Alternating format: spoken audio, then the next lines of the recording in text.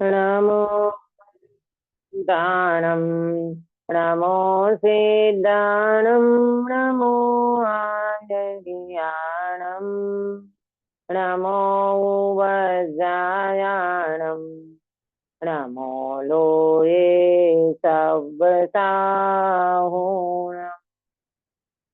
मंगलमय मंगल करण वीतराग विज्ञान नमो ताहि जाते भये अरहंतादि महान करि मंगल करि हो महा ग्रंथ करन को काज जाते मिले समाज सब पावे निज पद राज जाते मिले समाज सब पावे निज पद राज। सुबह मंगल प्रभात की मंगल बेला में हमारी चर्चा मोक्ष मार्ग प्रकाशक जी शास्त्र के अंतर्गत 8वें अधिकार में उपदेश का स्वरूप समझाते हुए पंडित साहब ने यहाँ चरणानुयोग के व्याख्यान का विधान, ये चर्चा कल से हमने शुरू की है। चरणानुयोग के व्याख्यान के विधान में बहुत स्थूल बातें करते हैं, माने क्रिया वगैरह की बात करते हुए पंडित साहब ने परिणाम और अभिप्राय सुधारने की बात करेंगे। कल हमने देखा था कि धर्म तो वास्तव में रत्नत्रय से होता है, परंतु निचली भूमिका वाले जीवों को व्रत पूजा पाठ दया दान इत्यादि क्रियाओं का भी उपदेश दिया जाता है। उपदेश दो प्रकार का बताया था, एक व्यवहार का ही उपदेश देना और एक निश्चय सहित व्यवहार का उपदेश। ऐसे दो प्रकार के कैटेगरी वाले जीव यहाँ पर बताए थे। किसको देते हैं व्यवहार का उपदेश? तो जो व्यक्ति निश्चय का, जिसको ज्ञान नहीं है और जो व्यक्ति का आत्मा में मन नहीं लगता, आत्मा का बातें सुनना भी अच्छा नहीं लगता, अथवा तो ऐसी योग्यता नहीं है जिसमें, उस व्यक्ति को धर्म के सन्मुख करने के लिए पहले उनको मात्र व्यवहार का उपदेश देते हैं। भैया तुम तो जाप करो, मंदिर आओ, पूजा करो, पाठ करो, है ना, इससे तुम धर्म कर, मतलब इससे तुम्हारा धर्म होगा, ऐसा कह देते हैं, है ना। और दूसरा जीव बताया था निश्चय सहित व्यवहार वाला, कि जिस जीव की अथवा तो सम्यक सन्मुख मिथ्या दृष्टि जीव और सम्यक दृष्टि जीव, कि जिसको अंदर में तत्व रुचता है, आत्मा की बातें अच्छी लगती है, तत्व ज्ञान में जिसका मन लगता है, ऐसे जीवों को निश्चय सहित व्यवहार का उपदेश देते हैं। और तीसरी बात बताई थी कि जो असंगनी जीव है ना, जिसको मन ही नहीं मिला है, तो उस जीव का क्या करना गिरीश भाई? उस जीव के लिए क्या करना? जिसको एकेंद्रिय से लेकर असंगनी तक के जीवों को मन नहीं मिला, तो उसका क्या करे? ये बात बताई थी कल। उसका हम तो कुछ नहीं कर सकते हैं। हाँ, तो हम क्या कर सकते हैं? मात्र दया पाल उसकी दया सकते पाल हैं। सकते। ये बात आई थी कल, डिटेल में चर्चा की थी कि हमारी भूमिका में हम एकेंद्रिय से लेकर असंगनी पंचेंद्रीय संगनी पंचेंद्रीय तक के जो जीव हैं, जिसकी हम दया पाल सकते हैं। हमारा आचार, हमारा विचार, हमारा व्यवहार, हमारा सदाचार इतना कोमल होना चाहिए, इतना कि जिससे कोई पण जीव की, किसी भी जीव की हमारे निमित्त से हिंसा ना हो। माने खास करके तो त्रस्त जीवों की हिंसा की दया हम बुद्धि पूर्वक पाल सकते हैं, है ना। एकेंद्रीय की दया में तो हम थोड़ा बहुत ही कर पाते हैं, क्योंकि ग्रस्त दशा में सर्वथा एकेंद्रीय और पंचेंद्रीय की, एकेंद्रीय की दया पालना इतना संभव नहीं है।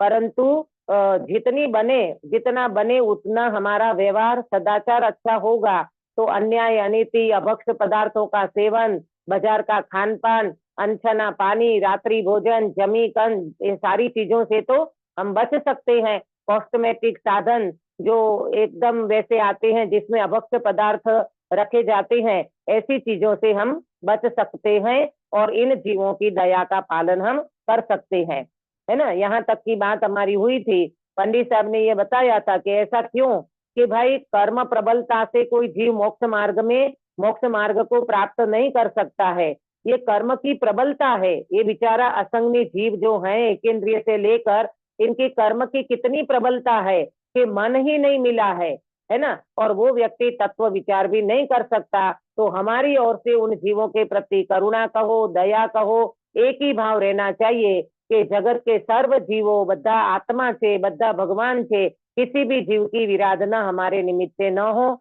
ऐसी बात पंडित जी ने बताई थी। आज अपन आगे बढ़ेंगे, पेज नंबर 278। यहाँ से ये ऊपर की लाइन जरा पढ़ लेती हूँ। तथा जो जीव कर्म प्रबलता से, मिला, चौथा पैरा है।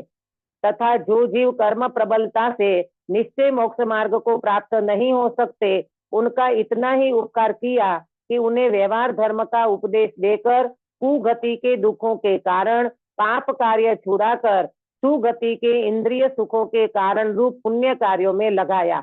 अब ये कहते हैं कि जिसका बहुत कर्म तीव्र है, यानी कर्म की जिसकी प्रबलता है, अब जो जीव इस मार्ग में लग ही नहीं पाता, माने आत्मा की बात, तत्व की बात, उसमें वो जीव नहीं लग पाता, निश्चय मोक्ष मार्ग को प्राप्त नहीं कर सकता, तो उस जीव को मात्र व्यवहार का उपदेश दे करके कुगति से बचा करके सुगति में पहुंचाना, यानी पाप से हटाकर उस व्यक्ति को पुण्य में लगाना, इतना कार्य तो व्यक्ति कर सकता है। जैसे तैसे उनका दुख मिटे और ऐसा उपकार उनके ऊपर करने को पंडित साहब ने बताया। अब अपन आगे की चर्चा शुरू करते हैं। तथा पापी के तो पाप वासना ही रहती है और कुगति में जाता है, वहां धर्म का निमित्त नहीं है, इसलिए परंपरा से दुख ही प्राप्त करता रहता है। क्या बताया? जो पापी जीव है, जिसके अंदर में पाप वासना भरी पड़ी है, वो व्यक्ति कहाँ जाएगा? बोले वो व्यक्ति तो कुगति में जाएगा, वहां उनको धर्म का निमित्त नहीं मिलता। देखो भाई, सप्त व्यसन का सेवन करने वाला जीव अगर नरक में चला जाए तो वहां देव शास्त्र गुरु का निमित्त बिल्कुल नहीं मिलता, है ना। फिर वो जीव अपनी योग्यता से कर ले, वो एक अलग बात है, परंतु उस जीव को, हमको जो अभी वर्तमान में देव शास्त्र गुरु का जो समागम मिला, जिनवाणी मिली, गुरुदेव मिले, ऐसा वहां वातावरण नहीं मिलता। तो वो क्या करता है? परंपरा से दुख को प्राप्त करता रहता है। तथा पुण्यवान के धर्म वासना रहती है और सुगति में जाता है, वहां धर्म के निमित्त प्राप्त होते हैं। ये दो प्रकार की गतियां बताते हैं, कुगति और सुगति। हमारी जो गति है वो सुगति है ना, हम सुगति में आए हैं। मनुष्य गति सुगति में गिनी जाती है। यहाँ पर हम धर्म के सारे साधन कर सकते हैं। काश्मीरा बेन बताओ, ऐसा योग मिलना, अभी आपके यहाँ भाई साहब पधारे हैं, है ना, 1 घंटे के लिए अपन मोबाइल को भी नहीं छोड़ सकते। पहले दिन घंटी बज गई थी काश्मीरा बेन? हाँ हाँ दीदी, बज गई थी, 15 है मिनट ना? बाकी थी। हाँ हाँ, तो ये मालूम अपने को, जो भी हो, जो भी व्यक्ति बेचारे, कई तो ऐसे होते हैं बड़े बुजुर्ग, हाथ में मोबाइल पकड़ लेते हैं, न बंद करना आता न चालू करना आता, ऐसे जीव भी मोबाइल लेकर के बैठ जाते हैं। कहने का मतलब ये है कि ज्ञानियों के समागम में हम 1 घंटा मोबाइल को भी नहीं छोड़ सकते। बताओ, हमें कितना सुंदर वातावरण मिला है, कितना अच्छा योग मिला है, ये सब मिलने पर भी जीव ये अट्रैक्शन छोड़ नहीं सकता पुद्गल का। तो ये कह रहे हैं पंडित साहब कि भाई पुण्यवान जीव हैं, उनको तो सुगति में जाने के लिए उपदेश भी मिला है, धर्म का निमित्त भी प्राप्त हुआ है, तो इनका हमें पूर्णतया लाभ ले लेना चाहिए। इससे क्या होगा? परंपरा में जीव सुख को प्राप्त करेगा, अथवा कर्म शक्तिहीन हो जाए तो मोक्ष मार्ग को भी प्राप्त हो जाता है ना। कर्म की शक्तिहीन हो जाती है। देखो, जैसे जैसे जीव धर्म के मार्ग में लगता है, तत्व ज्ञान में लगता है, वैसे वैसे उस जीव का पाप कम होता जाता है, पुण्य बढ़ता है। फिर पुण्य भी आगे जाकर के तो पाप और पुण्य ये दोनों खत्म हो जाएंगे, तो वो जीव अपने मोक्ष मार्ग में लग जाएगा।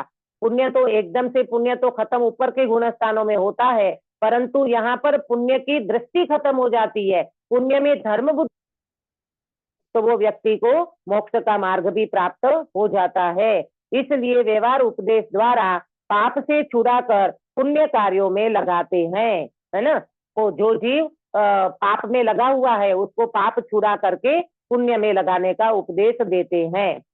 तथा अब देखना, उसकी बात करेंगे कि जो जीव निश्चय सहित व्यवहार में लगा हुआ है, उसकी बात करते हैं। तथा जो जीव मोक्ष मार्ग को प्राप्त हुआ वह प्राप्त होने योग्य है। दो प्रकार के जीव लिया, सम्यक दृष्टि और सम्यक तो सन्मुख मिथ्या दृष्टि। ये दोनों जीव की बात अभी करते हैं। उनका ऐसा उपकार किया, कैसा किया कि उनको निश्चय सहित व्यवहार का उपदेश देकर मोक्ष मार्ग में प्रवर्तित किया, है ना। हमारे जैसे जीवों को जो सम्यक तो सन्मुख मिथ्या दृष्टि है अथवा तो जिन्हें सम्यक्त्व कर लिया है, दोनों कैटेगरी वाले जीवों को निश्चय सहित व्यवहार का उपदेश देते हैं। अपने को आश्चर्य लगेगा कि सम्यक दृष्टि को क्या व्यवहार का उपदेश दे। नहीं भाई, सम्यक दृष्टि भी अभी चौथे गुण स्थान वाला है ना, उनका भी अभी तो मात्र डायरेक्शन चेंज हुआ है, मात्र दिशा बदली है। अभी तो उनको मोक्ष मार्ग पूरा चलना बाकी है, तो उनको भी बहुत सारे व्यवहार का उपदेश गुरुओं से मिलता है। और ये सारी चीजें जब इनको सुनने में मिलती है तो वो व्यक्ति अपनी परिणति को आगे बढ़ा करके मोक्ष मार्ग में प्रवर्तन करते हैं। श्री गुरु तो सर्व का ऐसा ही उपकार करते हैं, परंतु जिन जीवों का ऐसा उपकार न बने तो श्री गुरु क्या करे, है ना। पंडित साहब कहते हैं कि भाई श्री गुरु का, निर्ग्रंथ गुरु का तो ऐसा ही भाव रहता है कि सब जीवों के ऊपर करुणा करना, उपकार करना, उपदेश देना और वो जीव को मोक्ष मार्ग में लगाना। पर जो जीव ऐसा उपकार न ग्रहण करे तो उसमें श्री गुरु क्या करे, जैसा बना वैसा ही उपकार किया। इसलिए दो प्रकार से उपदेश देते हैं। भाई गुरु का तो एक ही वो है, जैसे अपन बोलते हैं ना, टीचर क्या करते हैं, टीचर तो हर स्टूडेंट को पढ़ाते हैं। अब वो बच्चा कितना होमवर्क करता है, कितना स्टडी करता है, कितना ध्यान देता है, कितना अभ्यास करता है, वो विद्यार्थी के ऊपर है। परंतु टीचर का काम तो एकमात्र पढ़ाना है। ऐसे श्री गुरु का काम तो एकमात्र जीवों को उपदेश देना है। फिर जीवों की जैसी योग्यता होगी वैसा वो ग्रहण करेगा। अगर ग्रहण नहीं करे तो उसमें श्री गुरु क्या करे, श्री गुरु तो मात्र उपदेश देने का ही उनका तो कर्तव्य बनता है। तो दो प्रकार के उपदेश की यहाँ पर बात करी। अब देखो वहां व्यवहार उपदेश में, अब व्यवहार की बात करके बताएंगे कि व्यवहार उपदेश में तो बाह्य क्रियाओं को ही प्रधानता है ना।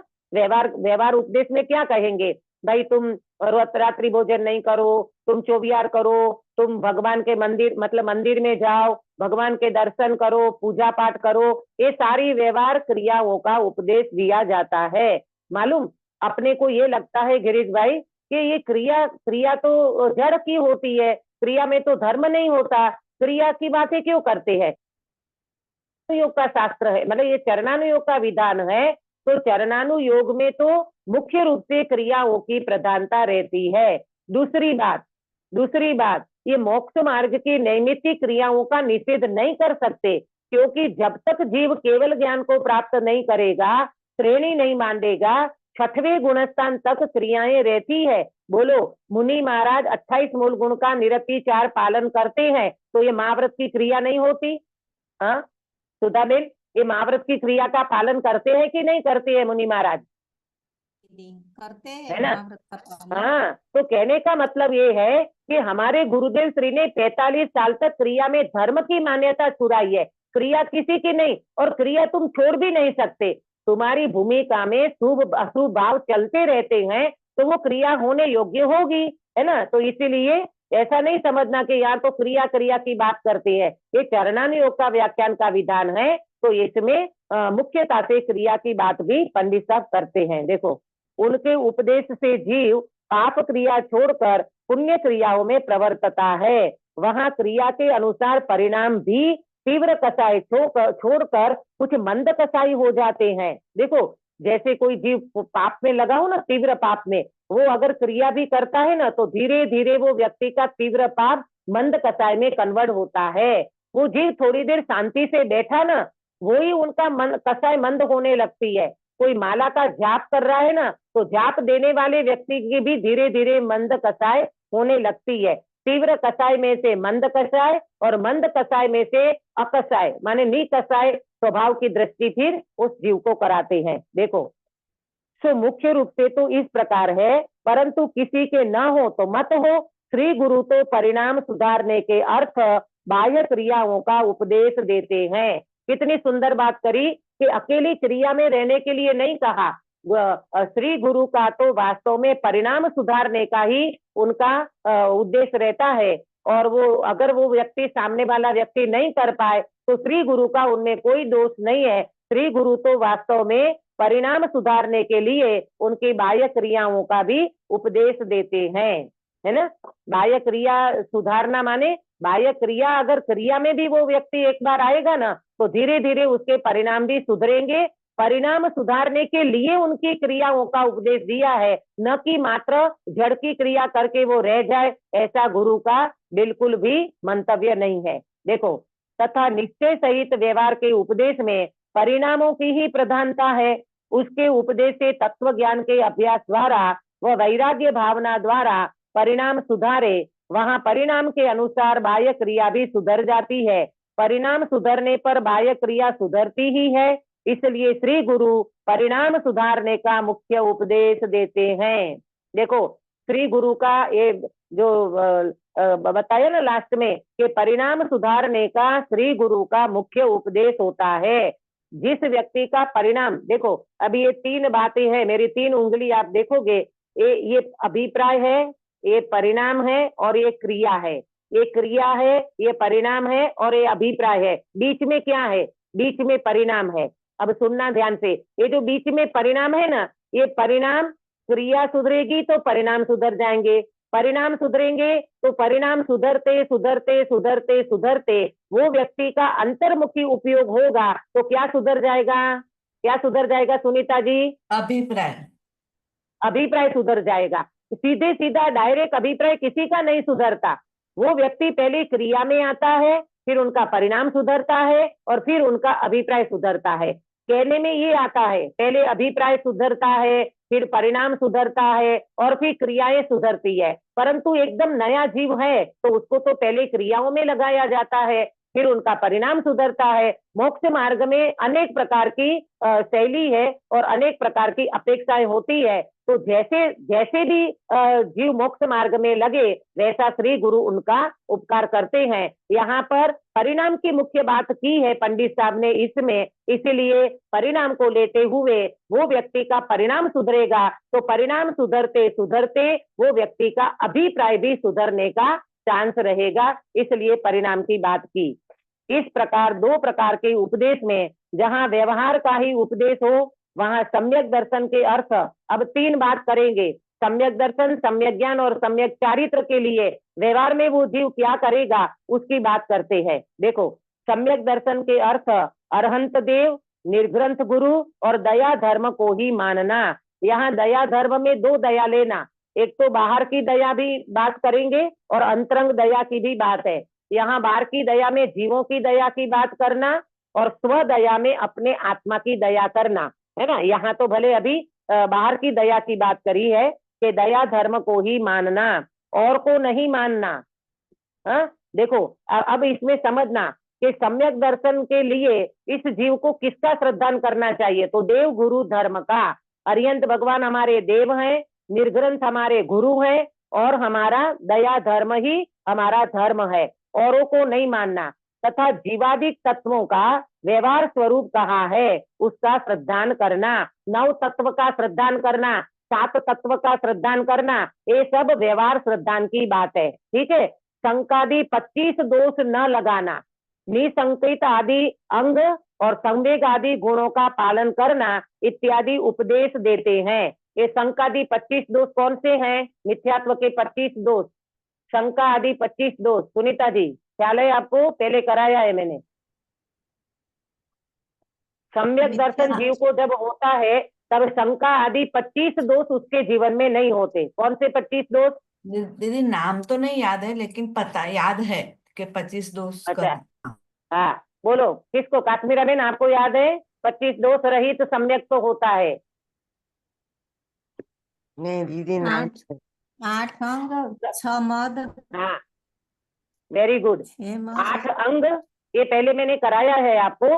8 अंग, निसंकित जो बोलते ना अपन, निसंकित, निकांक्षित, निर्विचिकित्सा, अमूढ़ दृष्टि, उपगुहन, स्थितिकरण, वात्सल्य और प्रभावना, है ना। हाँ, तो ये इसके ऑपोजिट लेना।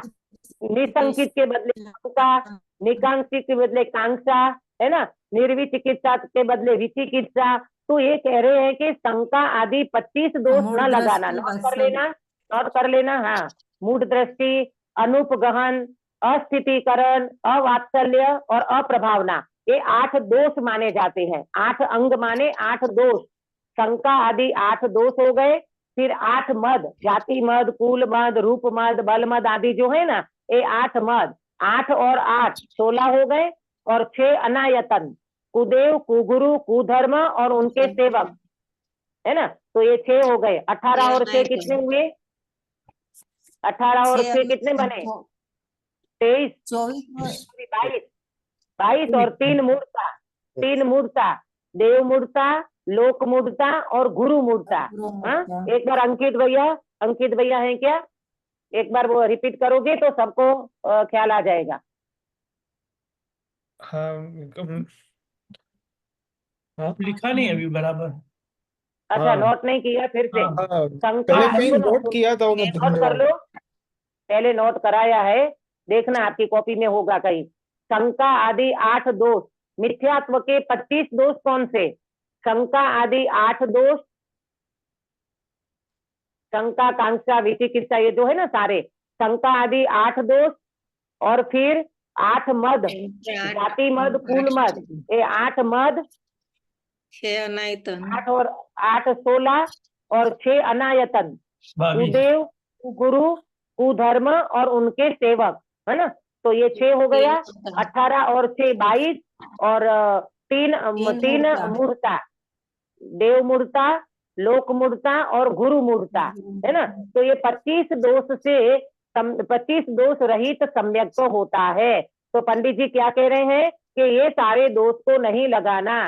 देखो काश्मीरा बेन, अपने जीवन में भी मोक्ष मार्ग में बिल्कुल शंका नहीं करना चाहिए, है ना। अपने जिन मत में शंका नहीं करना चाहिए। हमें सम्यक दर्शन कब होगा, बिल्कुल शंका नहीं करो। पंडित साहब, अपने आदरणीय भाई साहब तो कैसा कहते हैं, हूँ छू ना, बार बार अपने गायक की ओर दृष्टि दिलाते हैं। तो ये श्रद्धा अपने को पक्का करना चाहिए। कभी भी हताश, निराश सम्यक दर्शन के लिए नहीं होना चाहिए, बिल्कुल भी। क्योंकि सम्यक दर्शन तीनों कालों की पर्याय खचित है। अरे सम्यक दर्शन के लिए क्या रोना भाई। मैं तो वो बोलते ना अपने सोगानी जी, मैं तो वो चैतन्य चट्टान हूँ, मैं तो वो चैतन्य पुंज हूँ। सम्यक दर्शन तो दौड़ा दौड़ा आएगा और जब होना होगा तब होगा। हमें सम्यक दर्शन की भी चिंता नहीं है। तो क्यों? क्योंकि हमने ध्रुव की दृष्टि ऐसी करी है और वो ध्रुव हमारी दृष्टि में निरंतर रहता है। इसलिए एक समय की पर्याय की भी चिंता नहीं करना। तो यहाँ व्यवहार में जो बात बताई ना, तो व्यवहार में क्या करना, लोग वात्सल्य रखना, है ना। किसी जीव को मोक्ष मार्ग में स्थितिकरण कराना, किसी जीव को धर्म में मन नहीं लगता हो तो उसको धर्म में मन लगाने के लिए उपदेश देना, ये सारी चीजें अपने व्यवहार में आती है। ये शंका आदि जो दोष है ना, ये सारे दोष अपने जीवन में निकलना चाहिए। ऐसा नहीं है कि सम्यक दर्शन जब होगा तब ये दोष निकलेंगे, नहीं। जब तुम अंदर में स्वभाव की दृष्टि करोगे तो आपके जीवन में, ये व्यवहार में भी इस प्रकार का पालन सहजता से होगा, है ना। तो 8 शंका आदि दोष, 6 अनायतन और 3 मूर्ता, ये 25 दोष मिथ्यात्व के अंतर्गत होते हैं। माने मिथ्यात्व होता है तब ये 25 दोष होते हैं। मिथ्यात्व जाता है तो मूर्ता ये कौन दोष, सी? देव मूर्ता, गुरु मूर्ता और लोक मूर्ता, लोक मूर्ता। देखो आगे बढ़ेंगे। ये सम्यक दर्शन के लिए हुआ। अब सम्यक ज्ञान की बात करेंगे। ये व्यवहार सम्यक ज्ञान की अभी बात करते हैं, निश्चय की नीचे आएगी। क्योंकि ये व्यवहार एकांत व्यवहार का ही उपदेश देते हैं ना जिस जीव को, उसके लिए ये बात कर रहे हैं। फिर निश्चय सहित व्यवहार वाले को अलग से दर्शन ज्ञान चारित्र का उपदेश देंगे। तथा सम्यक ज्ञान के अर्थ जिन मत के शास्त्रों का अभ्यास करना। क्या करना? सम्यक ज्ञान की प्राप्ति करना हो तो जिन मत के शास्त्र पढ़ना। ये मैगजीन, ये अखबार, ये टीवी, ये मोबाइल, ये सारी चीजों को नहीं देखो, अपने शास्त्रों का अभ्यास करना चाहिए। अर्थ व्यंजन आदि अंगों का साधन करना इत्यादि उपदेश देते हैं। अब अर्थ व्यंजन क्या है? अर्थ व्यंजन क्या है, कौन बताएगा? किसी को ध्यान में है अर्थ व्यंजन? व्यंजन, पर्याय व्यंजन, पर्याय अर्थ पर्याय पर्याय। नहीं, यहाँ पर्याय की बात नहीं है। यहाँ सम्यक ज्ञान के 8 अंग की बात है। अर्थाचार, व्यंजनाचार, उभयाचार, कालाचार, कालाचार। विनयाचार, ये सारे 8 आचार बताए हैं सम्यक ज्ञान के, है ना। तो अर्थाचार और व्यंजनाचार, अर्थ अच्छे से पढ़ना, व्यंजन माने अक्षर, मात्रा, काना मात्र बोलते ना अपन, कानो मात्र, तो काना मात्र को बराबर पढ़ना, शुद्ध उच्चारण करना, ये सारे सम्यक ज्ञान के 8 अंग होते हैं। तो पंडित जी कहते हैं तुम शुद्ध उच्चारण से पढ़ो, तुम्हारा कहीं मन नहीं लगता हो तो तुम नमोकार मंत्र पढ़ो, शुद्ध उच्चारण सहित पढ़ो, भक्तामर्जी पढ़ो, शुद्ध अर्थ सहित उच्चारण सहित पढ़ो, ये सब व्यवहारी जीवों को उपदेश देते हैं। तथा सम्यक चारित्र के अर्थ एक देश व सर्वदेश। देखो अब चारित्र की बात करते हैं, व्यवहार चारित्र में क्या करेगा कि सम्यक चारित्र के प्राप्ति के लिए एक देश और सर्वदेश हिंसादि पापों का त्याग करना, है ना। थोड़ा जितना भी हो सके उतना हिंसा, झूठ, चोरी, कुशील, परिग्रह, ये सारे पापों का त्याग अपने जीवन में करना चाहिए। व्रतादि अंगों का पालन करना इत्यादि उपदेश देते हैं, है ना। तुम व्रतादि का पालन करो, तुमसे जितना बने, अष्टमी चतुर्दशी है तो हरि छोड़ दो, उपवास करो, एक टाइम भोजन करो, तो ये सारे व्यवहार में ऐसा उपदेश दिया जाता है चारित्र के लिए। तथा किसी जीव के विशेष धर्म का साधन न होता जानकर एक आखड़ी आदि का ही उपदेश देते हैं। अब कोई जीव ऐसा है बेचारा ज्यादा नहीं कर पाता, तो उनको एक आखड़ी, आखड़ी माने प्रतिज्ञा, आखड़ी का मीनिंग क्या है, प्रतिज्ञा, एक प्रतिज्ञा भी उस जीव को देंगे कि जिसके वजह से वो जीव इस मार्ग में लगे। जैसे भील को कौवे का मांस छुड़वाया, ये कौन था, कौन सा भील था जिसको कौवे का मांस छुड़वाया था, याद है? महावीर स्वामी का जीव था ना। हाँ, महावीर भगवान का जीव पुररवा भील की पर्याय में उन्हें कौवे का मांस छोड़ा। अब देखो अपने को लगता है कि कौवे का मांस छोड़ा तो क्या बड़ी बात हो गई, भैया ये कौवे का मांस छोड़ने के बाद उसकी स्थिति क्या बनी थी मालूम, ऐसी बीमारी आ गई उसको कि कौवे का मांस ही खाने को वैद्य ने बोला, लेकिन उनने प्रतिज्ञा नहीं तोड़ी तो नहीं तोड़ी, और मर करके वो जीव स्वर्ग में चला गया। प्रेमलता जी, एक छोटा सा नियम भी अपने जीवन में बहुत बड़ी ताकत रखता है।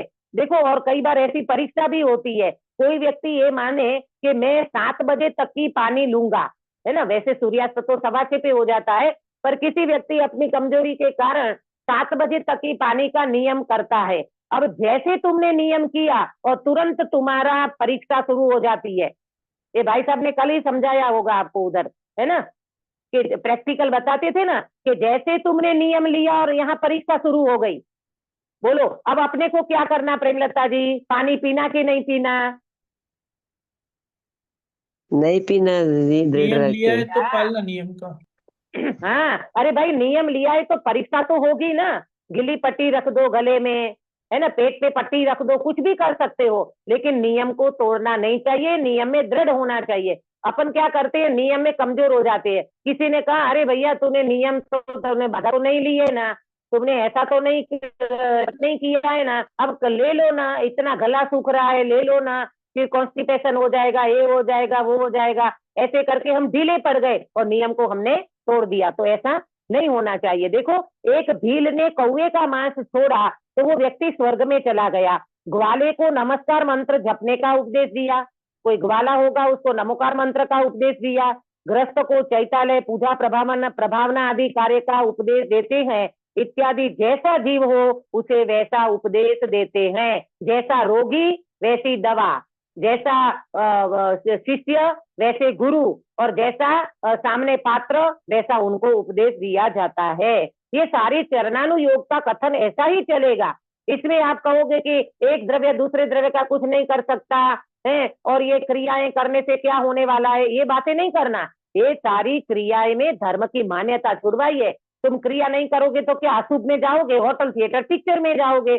मैंने पहले भी ये बात कही है, जो व्यक्ति देव दर्शन नहीं करेगा वो दूरदर्शन करेगा, जो व्यक्ति भगवान का अभिषेक नहीं करेगा वो बच्चों की पोटी और बच्चों का डायपर चेंज करेगा और उसकी सफाई करता रहेगा, अरे प्रभु बहुत भाग्यशाली हो कि 3 लोग के नाथ का अभिषेक करने का, प्रक्षाल करने का समय मिला है। अनंत भव में बीबी बच्चों को तुमने पाला है, एक बार भी इस भगवान आत्मा की श्रद्धा और इसका ये जीव ने आचरण नहीं किया, तो वो करने का मौका मिला तो इसको छोड़ना नहीं चाहिए। अब यहाँ तक तो बात आई एकांत व्यवहार वाले जीव को, जिसको उपदेश दिया मात्र व्यवहार का। अब कहती है निश्चय सहित व्यवहार वाले जो जीव हैं उनको कैसा उपदेश दिया जाता है, उसकी चर्चा करते हैं। देखो सबको समझ में आ रहा है ना?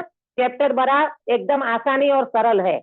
तथा जहाँ निश्चय सहित व्यवहार का उपदेश हो वहाँ सम्यक दर्शन के अर्थ यथार्थ तत्वों का श्रद्धान कराते हैं। क्यों? इसकी कैटेगरी अच्छी है, एक क्वालिटी अच्छी है। ये सम्यक तो सन्मुख वाला जीव है अथवा तो सम्यक दृष्टि जीव है, तो इनको तो निश्चय सहित व्यवहार का उपदेश देंगे। इस जीव को सम्यक दर्शन के अर्थ यथार्थ तत्व का श्रद्धान कराएंगे, भगवान आत्मा का श्रद्धान कराएंगे। तुम ध्रुव चैतन्य तत्व हो, तुम्हारे लिए कुछ आज तक हुआ ही नहीं है। जो अभी भाई साहब धुआंधार प्रवचन करते ना, एकदम ध्रुव की धुन लगा दी है जिन्होंने, ये ऐसा उपदेश सम्यक तो सन्मुख और सम्यक दृष्टि जीव को दिया जाता है। उनका जो निश्चय स्वरूप है सो भूतार्थ है, व्यवहार स्वरूप है सो उपचार है। निश्चय स्वरूप माने अपने भगवान आत्मा का श्रद्धान, ये वास्तव में भूतार्थ है, सत्यार्थ है, परमार्थ है। और जो व्यवहार है, व्यवहार रत्नत्रय माने देव शास्त्र गुरु का श्रद्धान, 7 तत्वों का श्रद्धान, ये सब उपचार है। ऐसे श्रद्धान सहित स्व पर के भेद ज्ञान द्वारा पर द्रव्य में रागादि छोड़ने के प्रयोजन सहित उन तत्वों का श्रद्धान करने का उपदेश देते हैं। क्या उपदेश देते हैं? अपने भगवान आत्मा का श्रद्धान करने के लिए स्व पर का भेद विज्ञान करना। स्व पर का भेद विज्ञान में क्या लेना? मैं चैतन्य भगवान आत्मा और बाकी सब मेरे से भिन्न है, पर में सब ले लेना। देव शास्त्र गुरु भी मेरे से भिन्न है। गुरुदेव श्री के शब्दों में कहें, एक को राम और एक को गाम, है ना? एक बाजू में भगवान आत्मा और एक बाजू पूरा विश्व, उसमें सब ले लेना। पंच परमेश्वरी भगवान भी मेरे श्रद्धा का श्रद्धे नहीं है, मेरी श्रद्धा का श्रद्धे तो मेरा मात्र चैतन्य भगवान। ऐसा स्व पर का भेद विज्ञान करना, पर द्रव्य में रागादि छोड़ने के प्रयोजन सहित उन तत्वों का श्रद्धान करने का उपदेश देते हैं। अब देखो गिरीश भाई, पर द्रव्य में रागादि छोड़ना, पर द्रव्य छोड़ने की बात नहीं करी, पर द्रव्य में रागादि छोड़ना। हम क्या करने जाते हैं? हम सीधा पर द्रव्य को छोड़ देते हैं। मैं ये नहीं खाऊंगा, मैं ये नहीं करूंगा, मैं यहाँ नहीं जाऊंगा, मैं वहां नहीं जाऊंगा। अरे ज्ञानी कहते हैं भैया संयोग तुम्हें तकलीफ नहीं देता, संयोग के प्रति एकत्व बुद्धि तुमको तकलीफ देता है। पर द्रव्य दुख का कारण नहीं है, पर द्रव्य के प्रति राग दुख का कारण है। क्या बोला? तो सुनीता जी रिपीट करिए।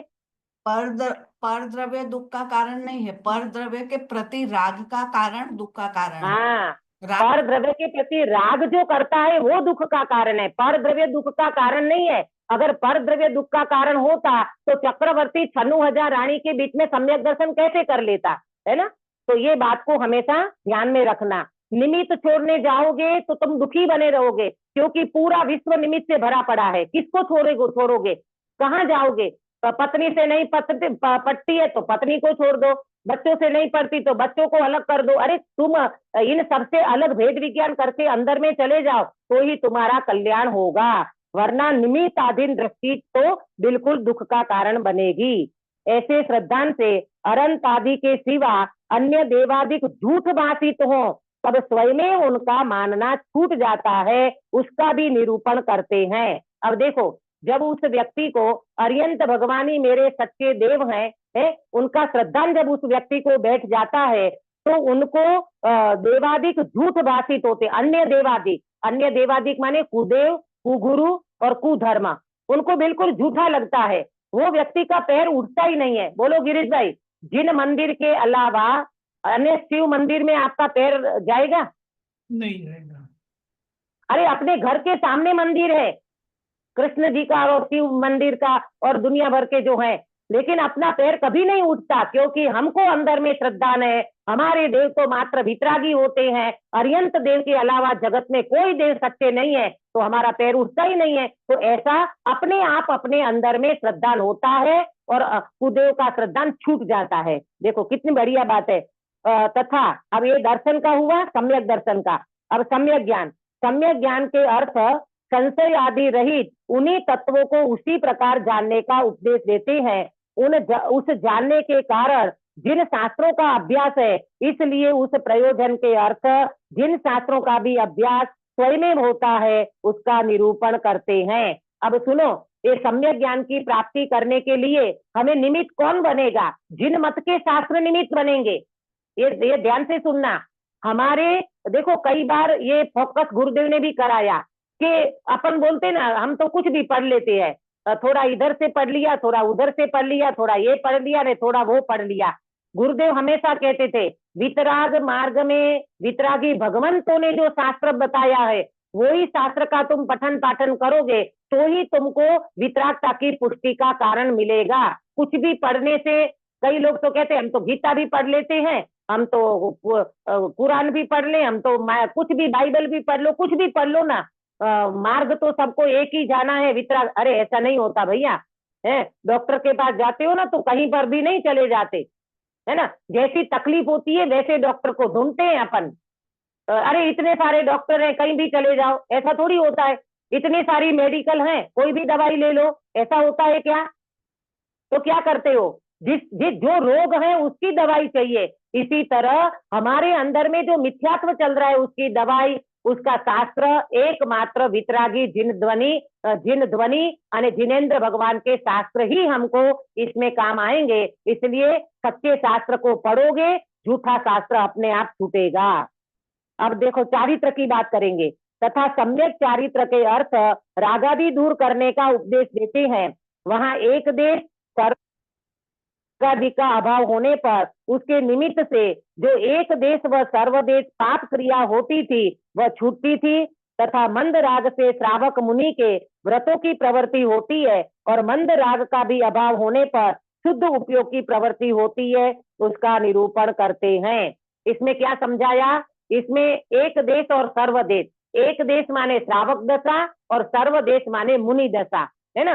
तो जैसे जैसे वो जीव का लेवल बढ़ता है वैसे वैसे उसके जीवन में व्रत भी आते हैं, मुनि दशा भी आती है।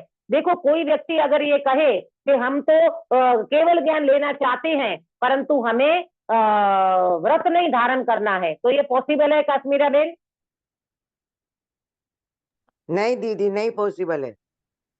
अरे प्रभु, मुनि दशा आए बिना, श्रावक दशा आए बिना कोई भी जीव, देखो आपको पता है अनादि काल का कोई जीव सीधा 7वें गुणस्थान में जाता है, पर कंडीशन क्या है मुझे कौन बताएगा?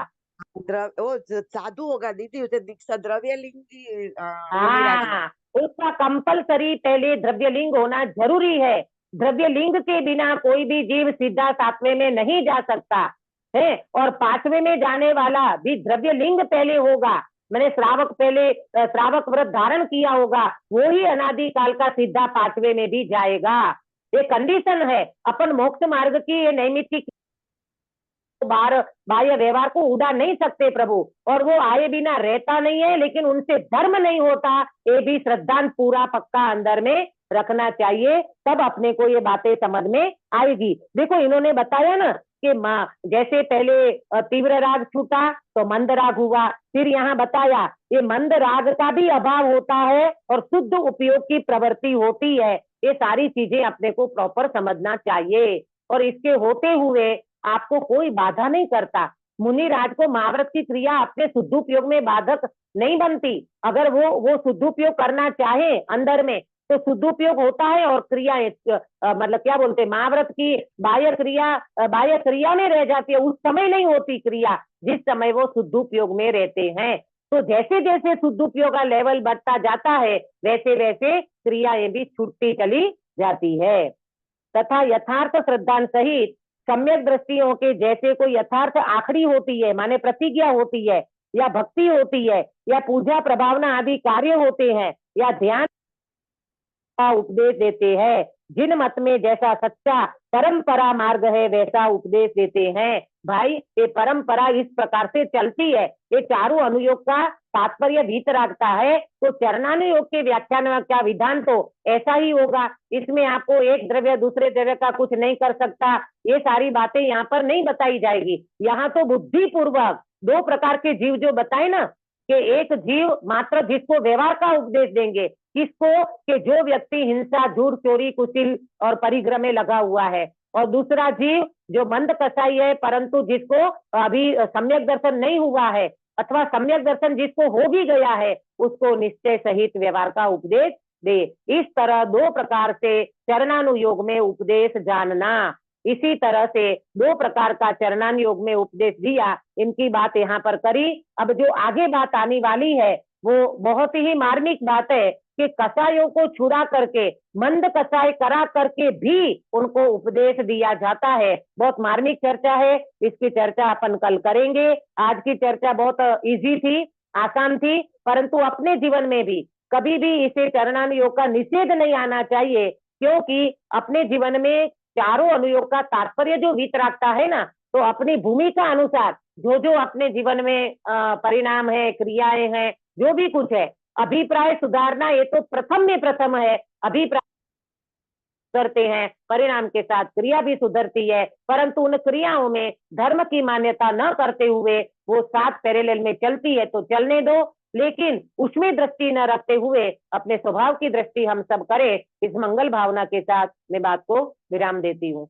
निज निधि निज में बताई यह अनंत उपकार है, इसके लिए जिनवाणी माँ को वंदना सतवार है, वंदना सतवार है। प्रेमलता जी कायोसर कराओगे? जी दीदी। नमो अरियंताणम नमो सिद्धाणम नमो आयर्याणम नमो वच्छायाणम नमो लोवे सवसाहुणम नमो अरियंताणम नमो सिद्धाणम नमो आयर्याणम नमो वच्छायाणम नमो लोवे सवसाहुणम नमो अरियंताणम नमो सिद्धाणम नमो आयर्याणम नमो वच्छायाणम नमो लोवे सवसाहुणम नमो अरियंताणम नमो सिद्धाणम नमो आयर्याणम नमो वच्छायाणम नमो लोवे सवसाहुणम नमो अरियंताणम नमो सिद्धाणम नमो आयर्याणम नमो वच्छायाणम नमो लोवे सवसाहुणम नमो अरियंताणम नमो सिद्धाणम नमो आयर्याणम नमो वच्छायाणम नमो लोवे सवसाहुणम नमो अरियंताणम नमो सिद्धाणम नमो आयर्याणम नमो वच्छायाणम नमो लोवे सवसाहुणम नमो अरियंताणम नमो सिद्धाणम नमो आयर्याणम नमो वच्छायाणम नमो लोवे सवसाहुणम नमो अरियंताणम नमो सिद्धाणम नमो आयर्याणम नमो वच्छायाणम नमो लोवे सवसाहुणम एसो पंचनमोक्कारो सव्वा पावपणासनो मंगलाणंच सव्येसीं परमं हवै मंगलम। बोलो अंतर्मुख मुद्राधारी सर्व जिनेन्द्र भगवान की जय हो। नित्य बोधिनी द्वादशांगमयी जिनवाणी माता की जय हो। 3 कम 9 करोड़ सर्वे वितरागी महामुनि राजों की जय हो। परम अहिंसामयी वितरागी जैन धर्म की जय हो। सभी को जय जिनेन्द्र। जय